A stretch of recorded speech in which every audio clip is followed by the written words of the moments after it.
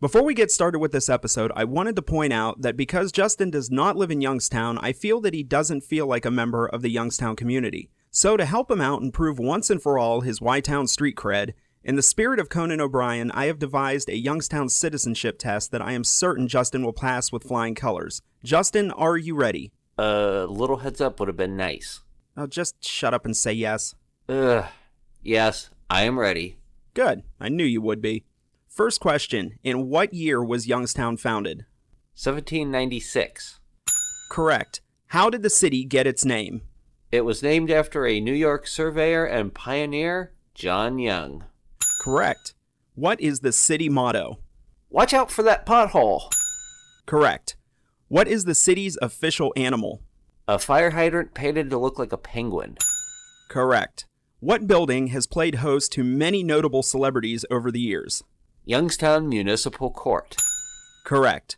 This building is known for showcasing great works of fiction. WFMJ. Correct. And finally, when traveling into Youngstown to visit the Cavelli Center, what is the best route to take to avoid construction? I don't know. No one has ever done it before. Correct.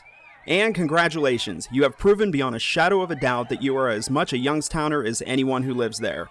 That's all the time we have. Now sit back and enjoy this episode of the Dump and Chase podcast.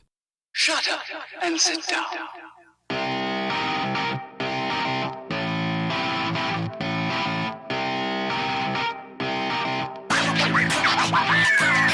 Hello, Phantoms fans. Welcome to the Dump and Chase podcast. I'm Sam Olmstead. And I'm Justin Irwin. Let's do it. Oh boy, I think I missed my calling as a mediocre comedy writer.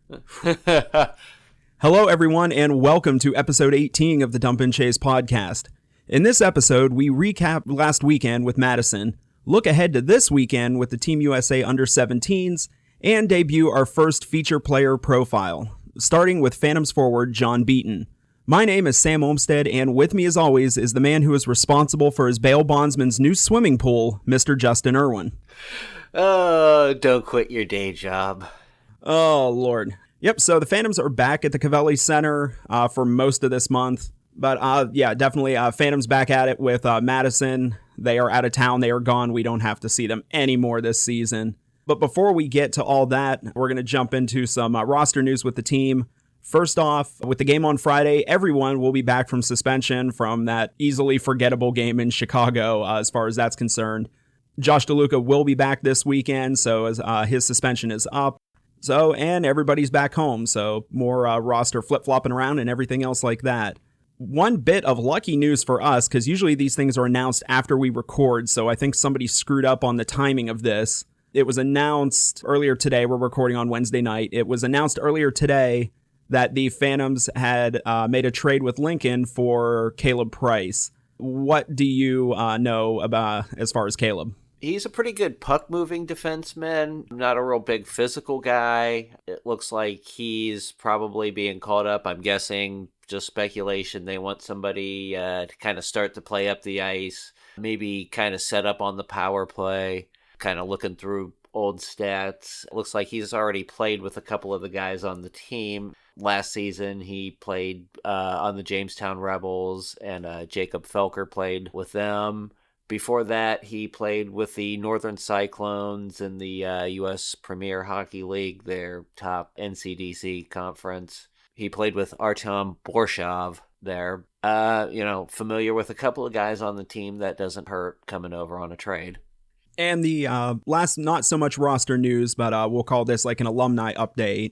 But I'm going to take a little sidetrack here and talk about the goaltending for the Arizona Coyotes in the NHL.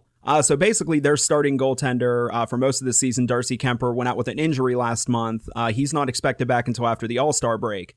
The backup goaltender, Andy Ranta, became the starter, and Aiden Hill was called up from their AHL affiliate, the Tucson Roadrunners.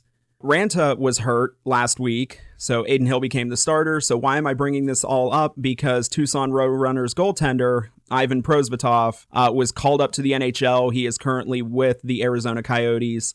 Yeah, this news came out last weekend.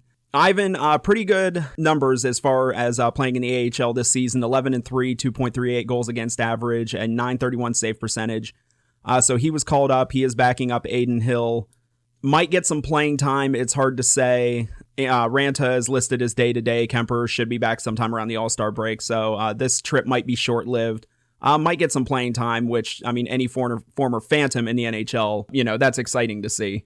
Yeah, especially for a goaltender, because, correct me if I'm wrong, the only goaltender I can remember for the Phantoms who's actually played any NHL is Matthew O'Connor. Arizona, good luck. He's a great goaltender. My only suggestion would be maybe have a leash and tether on the bench there, just in case you do put him in. You might need a little bit of help keeping him in the crease. But yeah, beyond all that, definitely big congratulations to Ivan. Really put in some great work in his year in Youngstown a couple seasons ago. So, I mean, and that was just 2 seasons ago he was here. So, really great to see him up at that level already, albeit, most likely short-lived. Yeah. So moving on to this past weekend, the Phantoms had Madison back for one more time this season. Again, beating the dead horse. Madison has just seemed to have our number this season. Luckily, Friday, the Phantoms come into that game on a 7-game losing streak. 2 goals by Trevor Kuntar in regulation. The game goes to overtime, tied at 2, and John Beaton gets the overtime winner. So we snap the 7-game losing streak, get back in the win column again, which felt great. The game Sunday against Madison, Phantoms lost 3-2 in a shootout. The 2 goals in that game for the Phantoms, again, was scored by Trevor Kuntar. That's, I believe, in the last 3 games, 5 of the 7 Phantom goals have been scored by Kuntar. So, yeah, he's pretty much been our offense here the last week and a half. Yeah, we're definitely riding him a little bit on offense. Really kind of need a few other guys to step up. Occasionally, you get a chip in from one of the other guys, but need a little bit more consistency and regularity from the secondary scoring, that's for sure. But at the same time, you do have some issues as far as puck luck. I think the Phantoms hit like 3 or 4 posts on Sunday, including one in overtime that could have won it for them. So it's just one of the puck isn't quite bouncing your way. But at the same time, yeah, you would like to see a lot of these guys getting on the score sheet, maybe taking a little bit of the burden off of Kuntar. But that's the way it's been. It's the past few games. Yeah, we were a little rough on the team last week. Some people seem to agree with us. A few people did not seem to agree with us. But yeah, definitely some things that looked better this last weekend. I think we can go a little bit happier for this episode. Team discipline definitely looked better than it has in the 2 games this past weekend. Only 7 minor penalties. Pretty ho-hum stuff. Just your standard slashing, holding, interference, just things that just typically happen in the course of a game. Nothing, I guess you would say, nothing egregious. Yeah, and nothing at, the really horrible wrong moment, maybe with the exception of a 5-on-3, I think I remember, but yeah. Other than that, just definitely a big improvement. Obviously, probably this was discussed at length over the past week. Yeah, well, having the 2 referees on the ice for both games probably helped a little as well, but yeah, kind of stopped a lot of that like behind the play stuff that we had seen going on in weeks past. No, definitely improvement. From time to time we point out the bad, so we want to point out the good here. Definitely team discipline looked a lot better. It was actually nice to be able to sit and just enjoy 2 hockey games without the whistle being blown every minute for somebody going to the box. We actually got to sit and watch, hockey up and down the ice for long stretches of time. So that was a welcome change. Yeah. I mean, even the scrums after the whistle that you expect, and even that, wasn't as bad as we've seen in a few games where it gets to the point of being ridiculous. Yeah. It was just your kind of standard, pushing and shoving. Didn't last very long. Everybody went back to their corners and, moved on to the next puck drop. The fact that the games were close and still in contention, I think both teams were trying to be a little bit better behaved and not put their team in a bad situation. Yeah, offensively, I mean, it didn't show up on the scoreboard so much. Offensively, the Phantoms did look better this past weekend in the offensive zone.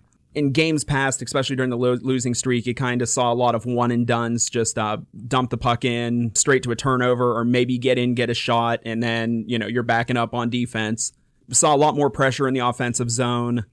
The game on Sunday, I think they started out like, what was it? They had, what was it, like 8 shots in like the first 3 minutes? Just I think the first 2.5 they had 5.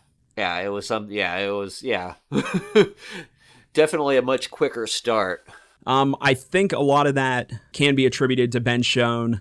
Coach Patterson talked about a couple times after the game, just his ability to kind of slow down the play in the offensive zone, kind of take control of the play. Everything looked a lot more organized. Passes had more purpose in the zone. You just didn't kind of see dumps to the corner and hope something good happens.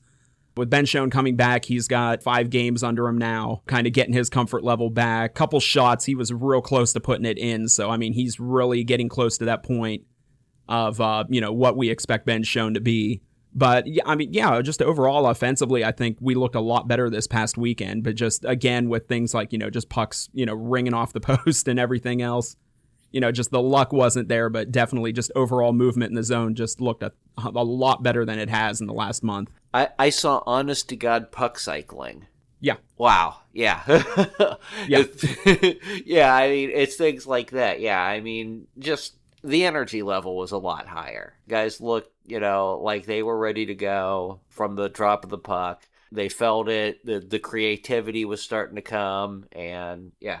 And then the last bit of this we'll point out, Colin Purcell got the start both nights. He didn't look anything what he has looked like in the games he's gotten to play in the last month. He looked a lot more like what we saw out of him at the beginning of the season. Seemed like this past weekend, like he was seeing the puck a lot better.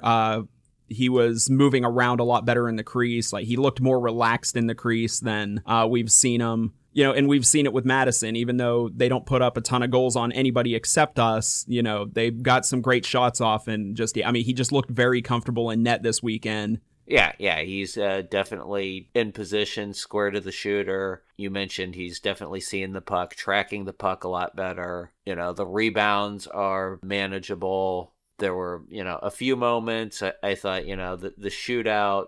Well, see, I kind of have a love-hate relationship with the shootout. I mean, in a sense, it is exciting, but at the same time, players that, like Trevor Kuntar, who at ease, can score during a game, sometimes they don't excel nearly as much in a shootout situation. And then you have guys that you won't even hear their name called during a game, but they come out for a shootout and they're just incredible at it. So it's like, on the one hand, it's fun to watch, but on the other hand, it's, it just the guy you've never heard of is the guy putting on the moves and can just score time after time in a shootout. I mean, and then at the same time, that was 28 games or however many it is into the season, 30 or something like that. That's only the second shootout the Phantoms have been in this year. And the first one was won by Arseny Smeknov, who was traded. So that's another thing to consider. So moving on from that, what we are going to start doing, hopefully on a weekly basis if we remember, is a Phantom Player Spotlight. Each week we will pick one player, just kind of go over their bio, what they've done before they came to Youngstown, what they're doing in Youngstown, what their plans are after Youngstown. And this week, to kick it off, we're going to start with John Beaton. He is a 2000 birth year from Stittsville, Ontario, Canada, which is a suburb of Ottawa. He came to the Phantoms via 4 seasons with the Kemptville 73s of the Central Canada Hockey League. 165 games in that league, 21 goals, 54 assists. Last season, he had 47 points, was second most on the team. One thing I can say about him, with social media and everything, every once in a while you get to see the parents involved. As far as his parents are concerned, he's got one heck of a cheering section, one heck of a fan club. As far as the stuff they do for him on social media, I mean, they travel to games, further away from Youngstown. They're a good 500 and something miles away from us as it is.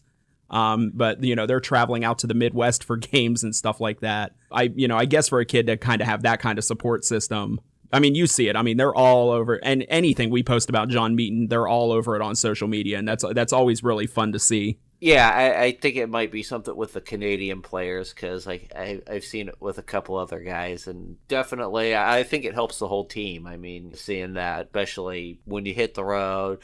And, a lot of the people from Youngstown, they don't get a chance to come watch the games on the road. So, just seeing support in other arenas, that's kind of a big pick-me-up for the guys. I know they see it. Yeah, so this season with the Phantoms being his first season in the USHL, through 28 games this season, 11 goals, 5 assists. He had that 10-game stretch November into the beginning of December. In those 10 games, 8 goals, 3 assists. That was when he was playing on the line with Matt Cassidy and Jan Kern. Now with injuries to Jan Kern, lines being flipped around and everything else, you don't quite see those pairings as much. But yeah, he's been a fun kid to watch this season. Yeah, I definitely like what he brings to the team. I noticed some of his goals are kind of just burst up through the middle, score 2 feet from the goaltender. The overtime goal that he scored, that was a thing of beauty because he cut around a defenseman, took it right through the top of the crease, and, the patience of a saint, and put it up over a netminder who finally, just couldn't help but go down. So that would make him St. John, or we want to be careful. We kind of dealt with this with Madison a few weeks ago. Yeah, well, I was going to say, he put one up and over our savior, so Christian Stover. So yeah, for those of you who didn't hear the podcast or we touched that, yeah, it was the Madison play-by-play guy who the Lord giveth and the Lord taketh away, and tonight the Lord's name is Stover. Man, we've really got some traction out of that line. Oh, we're not done. I know, but we're very quickly cannonballing into beating a dead horse territory.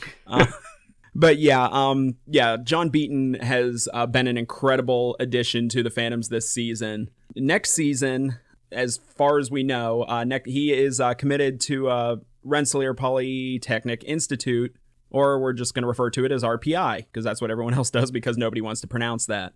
Yeah. But yeah, he will be with RPI next season. It's a NCAA Division I hockey school. Well, Division I for hockey, I guess I should say. Located in Troy, New York. There's some pretty smart people to go to that school. So, I think they only have like a 44% acceptance rate. So, that tells you what kind of head John Beaton has on his shoulders that he's getting into that school. Yeah, and their hockey program is no joke either. So, it's definitely a good hockey school and definitely, top education there. Basically, yeah, as it looks right now, it looks like we get to enjoy John Beaton for the rest of this season. Then he will be moving on to RPI. I mean, definitely so far the first half of this season, definitely grateful for what he has brought to the team, and, truly has been an honor to get to watch him so far this season. So, yeah, definitely a big addition to the team this season. Okay, so that'll wrap up our first Phantom Player Spotlight. Next week will be a player to be named. We really have no order to this. John Beaton was somebody who definitely was a candidate for the first time around here.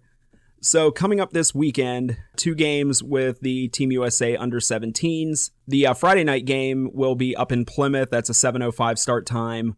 The game on Saturday will be back down here in Youngstown. Again, a 7:05 start time. The game on Saturday is also Penguins night. Iceberg will be there. The Penguins ice crew will be there as well. I believe they'll be handing out the yearbooks.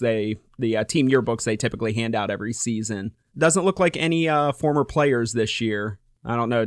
I guess Randy Hilliard actually had something to do this season, or maybe forgot to check his answering machine or something. I don't know. I thought I saw at one point that they mentioned special guests, but I haven't heard anything about that in recent promotions of it. Maybe they will. I don't know. It's just seems like lately they've just been more promoting Iceberg and the Ice Crew. So I will be there in my Sidney Crosby Winter Classic jersey. So I will definitely be ready for Penguins night. At least they'll have the best mascot to have died in a Jean-Claude Van Damme movie.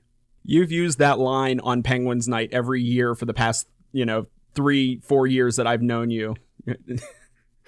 How excited were you? Now you have the podcast that you can just put it out into the ether.